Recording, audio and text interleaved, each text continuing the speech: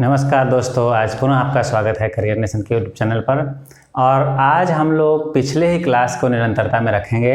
हमने पिछले क्लास में लास्ट में आपको छोड़ा था मनी मार्केट के लिए कि मनी का जो मार्केट है उस पर हम लोग विचार करेंगे और आज हम लोग उसी चीज़ को शुरू करते हैं।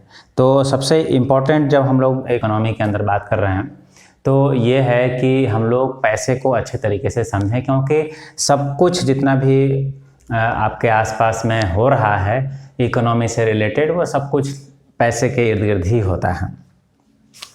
तो मार्केट के हम लोग अभी बात करेंगे।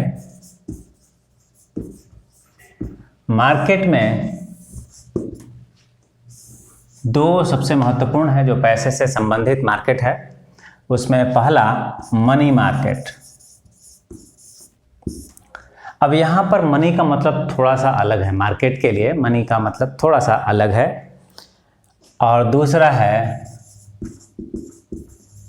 Capital market. अब यहाँ पर जो पैसे की बात हो रही है वो मार्केट से पैसे लेने की बात हो रही है। तो पैसा दो तरीके से मार्केट से लिया जा सकता है, एक छोटी अवधि के लिए और एक लंबी अवधि के लिए। तो अगर छोटी अवधि की बात कर रहे हैं, मतलब लेस देन 1 ईयर की अगर बात कर रहे हैं, तो उस कंडीशन में उस इंस्ट्रूमेंट को मनी मार्केट का साधन कहेंगे। अब यहाँ पर मनी मार्केट जो है वो बात कर रहा है कितने के लिए? लेस देन 1 ईयर के लिए। और अगर कैपिटल मार्केट की बात करें तो ये मोर देन 1 ईयर की बात करता है। तो 1 साल से ज़्यादा के लिए अगर आपको पूंजी चाहिए या आप पैसा ले रहे हैं या ऐसा इंस्ट्रूमेंट में ट्रेड कर रहे हैं जिससे कि 1 साल से ज़्यादा के लिए आपको पूंजी इन्वेस्ट करना है या पूंजी मिलेगा, तो वो कैपिटल मार्केट का हिस्सा होगा। और अगर मनी मार्केट में हम लोग बात करें तो ऐसी पूंजी जो साल भर से कम के लिए मिलती है। अब इसमें जो इम्पोर्टेंट इंस्ट्रूमेंट हैं अगर उसकी बात करें तो ट्रेजरी बिल सबसे इंपॉर्टेंट मनी मार्केट का इंस्ट्रूमेंट है। ट्रेजरी बिल, ट्रेजरी बिल जो है ये गवर्नमेंट जारी करती है। गवर्नमेंट जारी करती है, खरीदने के लिए कोई इंस्टीट्यूशन खरीद सकता है, इंडिविजुअल भी खरीद सकता है। और ये 91 डेज, 182 डेज, 364 डेज के लिए जारी होती है। ये 3 मुख्य साधन हैं। इसके अलावा 10 डेज के भी ट्रेजरी बिल्स होते हैं। तो ये ट्रेजरी बिल जो है ये गवर्नमेंट के द्वारा जारी किया जाने वाला इंस्ट्रूमेंट है जिसकी मदद से मनी मार्केट में ट्रेड होता है, या कहें कि छोटी अवधि के लिए सरकार को लोन मिलता है। ट्रेजरी बिल एक्चुअल में प्रोमिसरी नोट, पी नोट के रूप में जारी होता है। और ये जो प्रोमिसरी नोट होते हैं उनको डिस्काउंट पे दिया जाता है। मतलब अगर आप कोई ट्रेजरी बिल खरीद रहे हैं, मान लीजिए आप 5000 का ट्रेजरी बिल खरीद रहे हैं, तो ये आपको अवेलेबल हो रहा है मान लीजिए 4500 में। तो आपका बेनिफिट जो है एट द मैच्योरिटी आपको कितना मिलना है? 5000।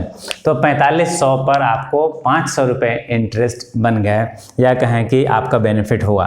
तो इस तरीके से ट्रेजरी बिल जो है वो डिस्काउंट्स में अवेलेबल होते हैं प्रॉमिसरी नोट्स के रूप में। इसके बाद दूसरा जो मनी मार्केट का बड़ा साधन है वो है कॉल मनी।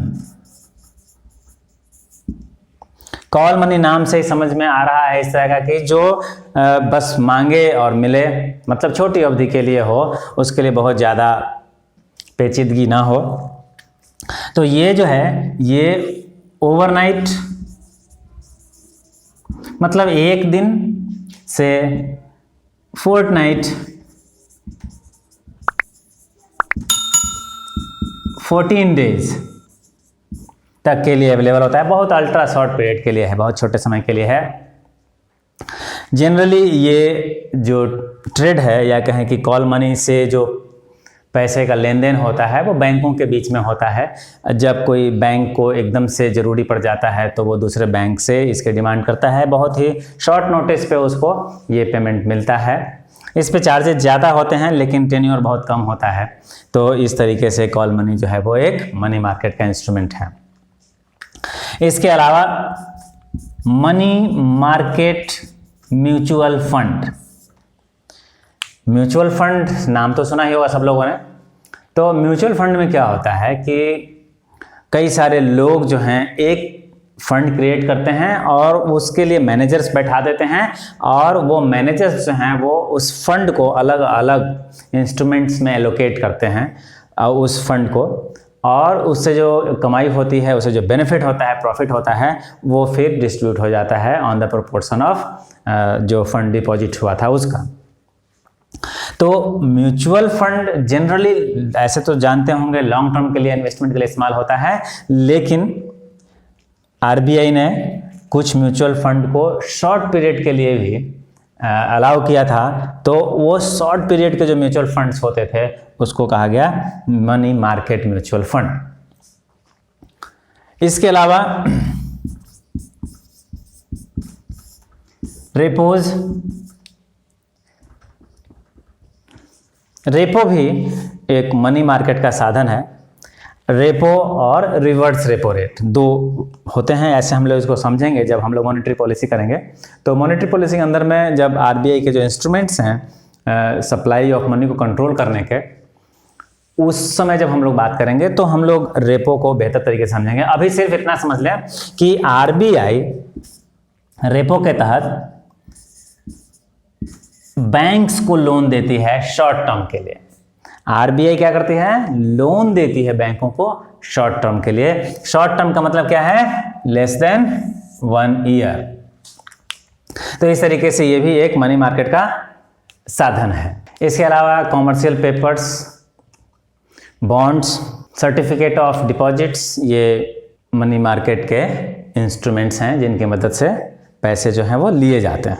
अगर थोड़ी सी जानकारी हम आपको दे दें और ट्रेजरी बिल के बारे में, कि ट्रेजरी बिल जो है वो 2 तरीके के होते हैं। एक एडहॉक होता है और दूसरा रेगुलर होता है। अगर आप शब्द के ऊपर ध्यान दें तो एडहॉक का मतलब होता है अस्थायी, तदर्थ, थोड़े समय के लिए। रेगुलर जो है वो परमानेंट है, चलते रहेगा। तो ट्रेजरी बिल्स जो हैं वो 2 तरीके के जारी होते हैं। एडहॉक ट्रेजरी बिल जो है ये जनरली आम पब्लिक के लिए या बैंकों के लिए नहीं होता है। ये स्टेट गवर्नमेंट और सेमी गवर्नमेंट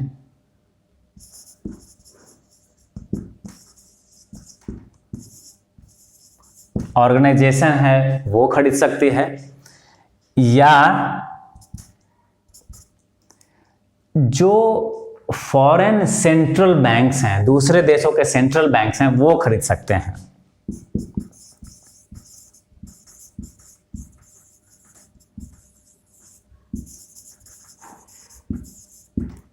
ठीक है।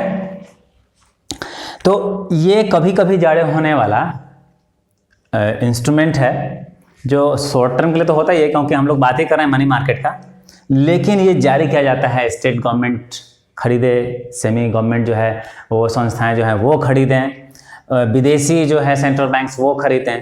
तो ये एडहॉक हो गया। और जो ये रेगुलर है ये बैंक्स खरीद सकते हैं और जनरल पब्लिक खरीद सकती है।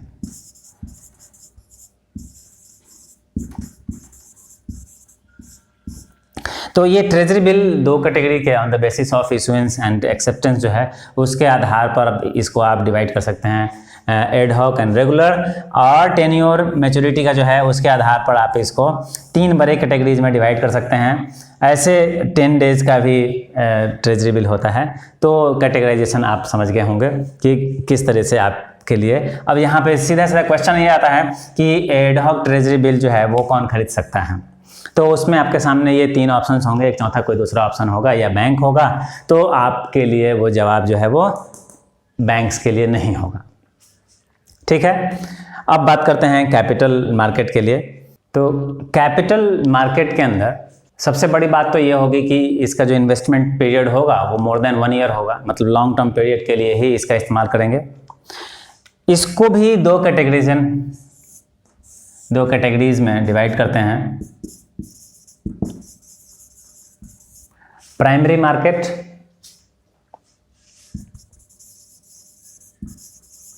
और सेकेंडरी मार्केट।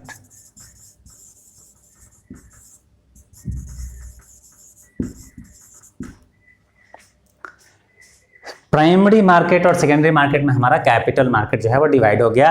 प्राइमरी मार्केट का मतलब सीधा सा है कि जिस मार्केट में फर्स्ट टाइम कोई इंस्ट्रूमेंट इशू किया जाता है उसको हम लोग प्राइमरी मार्केट बोलेंगे। खास करके किसके लिए?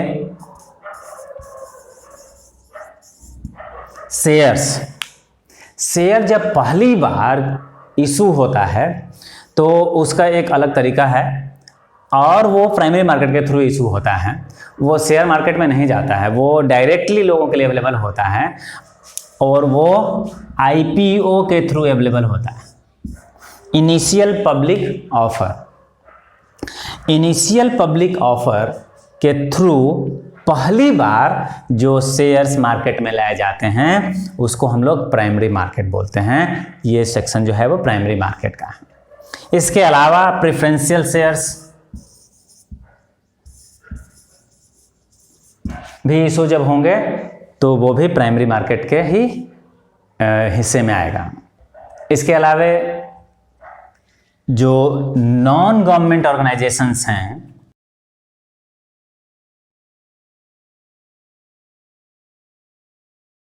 वो डिवेंचर्स जारी करते हैं।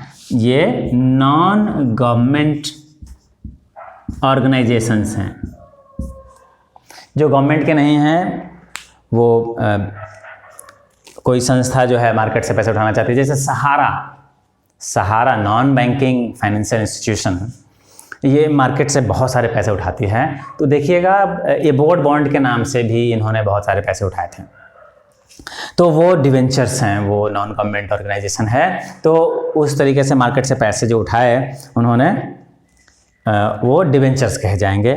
अगर यही पैसा उठाने का तरीका जो है अगर सरकारी संस्था करती है, कौन? PSUs करते हैं, तो ये हम लोग इसको बॉन्ड के रूप में देखेंगे। तो बॉन्ड्स भी जब इशू होगा फर्स्ट टाइम तो वो कहाँ जाता है? वो प्राइमरी मार्केट में रहेगा। तो ये फर्स्ट इशुएंस का मार्केट है। कोई नया चीज़ मार्केट में जब लाया जा रहा है तो वो थ्रू प्राइमरी मार्केट होगा। अब ये चीज़ एक बार इस मार्केट में आ गया तो उसको अब रोटेट होना है या कहें कि रीसेल होना है। तो रीसेल करने का जो सिस्टम है वो कहाँ है? सेकेंडरी मार्केट में है। और ये सेकेंडरी मार्केट में कैसे आएगा? ये आएगा शेयर मार्केट के थ्रू। सेकेंडरी मार्केट में पैसा जो है वो ये जो प्राइमरी मार्केट का इंस्ट्रूमेंट है उसी को टर्नओवर करने के लिए यूज होता है। तो चूंकि जब आईपीओ एक बार आ गया, एक कंपनी आज खोल ली गई, कल कोई इन्वेस्टर बोलेगा कि मेरे पैसे वापस दे दो, समस्या हो जाएगी कंपनी पे। तो इस तरह का सिस्टम बनाया गया कि ठीक है, सब मार्केट में उसका शेयर्स आ गए, कंपनी को पैसा मिल गया। तो जो कंपनी का कंसेप्ट है ऑनगोइंग कंसर्न, तो उसको समझते हुए इन्वेस्टर्स का पैसा लंबे समय तक कंपनी के पास रहे, ये सिस्टम बनाया गया। लेकिन ये कमिटमेंट किसी भी इन्वेस्टर से कराना कि आप परमानेंटली पैसा दे दो, ये पॉसिबल नहीं है। तो इस सिस्टम में क्या हुआ कि यहाँ पे आईपीओ के थ्रू कंपनी के पास परमानेंट पैसा मिल गया और इस सिस्टम के थ्रू इन्वेस्टर को पैसा निकालने का भी अगर ज़रूरत है तो उसके लिए भी एक साधन बन गया। आप शेयर्स को यहाँ पे बाय और सेल कर सकते हैं। अगर कोई कंपनी चालू हो गई है, उसका अगर हम शेयर खरीदना चाहें आज के डेट में तो उसको भी खरीद सकते हैं, या कंपनी को चालू होते हुए हमने शेयर्स खरीदे थे तब उसमें फंसे नहीं हैं, उसको चाहें तो हम बेच करके निकल सकते हैं। हमें अगर पैसे की ज़रूरत है तो हम वो किसी दूसरे को बेच दें। तो ये हो गया सेकेंडरी मार्केट। अब सेकेंडरी मार्केट में जो शेयर मार्केट्स हैं अपने इंडिया में, दो सबसे important share market, BSE Bombay stock exchange और दूसरा NSE नेशनल स्टॉक एक्सचेंज हैं जिनको सेबी के द्वारा रेगुलेट किया जाता है। सेबी क्या है? Security exchange board of India. ये रेगुलेटर है इन स्टॉक एक्सचेंजेस का। तो अभी प्राइमरी मार्केट के जो भी इंस्ट्रूमेंट्स हैं वो सेकेंडरी मार्केट में जाएंगे, वहाँ वो रीसेल होंगे अब, और फिर उनकी सर्कुलेशन चलती रहेगी। ये सारी व्यवस्था करने वाली जो संस्थाएं हैं, बॉम्बे स्टॉक एक्सचेंज है और एनएससी है, नेशनल स्टॉक एक्सचेंज, ठीक है। लेकिन ये इनके अलावे भी कई सारी चीज़ें अब शेयर मार्केट्स में आप देखेंगे कि ट्रेड होता है। जैसे करेंसीज का ट्रेडिंग होता है, कमोडिटीज़ का भी ट्रेडिंग होता है। तो उसके लिए कमोडिटी के लिए तो अलग एक्सचेंज ही है, कमोडिटी एक्सचेंज ऑफ इंडिया। तो उस तरीके से सारा सिस्टम ऐसे ही काम करता है जैसे यहाँ पे हम लोग बात कर रहे हैं स्टॉक मार्केट के लिए कि शेयर्स जो है वो ट्रेड होते हैं, तो वैसे भी कमोडिटी का भी ट्रेड होता है। तो ये इस तरीके से आपने समझा कि जो प्राइमरी जो मार्केट है वो किस प्रकार से मनी मार्केट और कैपिटल मार्केट में डिवाइडेड है, और मनी मार्केट और कैपिटल मार्केट का डिफरेंस क्या है, व्हाट इज़ मनी। यहाँ पे मनी का मतलब चेंज हो गया, यहाँ पे मनी का मतलब है लेस देन 1 ईयर का इन्वेस्टमेंट, यहाँ पे कैपिटल का मतलब है investment for more than 1 year और लॉन्गर टर्म। तो ये हम लोगों ने ये सारे सिस्टम समझ लिए। ट्रेजरी बिल समझ गए होंगे। ट्रेजरी बिल गवर्नमेंट के द्वारा जारी किया जाने वाला इंस्ट्रूमेंट है जो 3 मुख्य रूप से 3 टेन्योर्स के लिए, मैच्योरिटी पीरियड के लिए जारी होता है। 2 मैंने और बताया कि 10 डेज के हिसाब से भी जारी होता है। गवर्नमेंट जो इशू करती है वो 2 तरीके से, एडहॉक और रेगुलर बेसिस पे करती है। एडहॉक जो है वो सरकारी संस्थाएं या सरकारी राज्य सरकारें खरीदती हैं या विदेशी सेंट्रल बैंक्स खरीदते हैं। तो इस तरीके से आपने इसको समझा होगा। अगर इससे कोई आपको डाउट हो, कोई प्रॉब्लम हो, कोई क्वेश्चन हो तो आप कमेंट सेक्शन में ज़रूर पूछें। और अगर आपको ये वीडियो पसंद आया हो तो निश्चित रूप से इसे लाइक करें, अपने दोस्तों में शेयर करें, और अगर अभी तक आपने हमारा चैनल सब्सक्राइब नहीं किया है तो चैनल को सब्सक्राइब कर लें। धन्यवाद।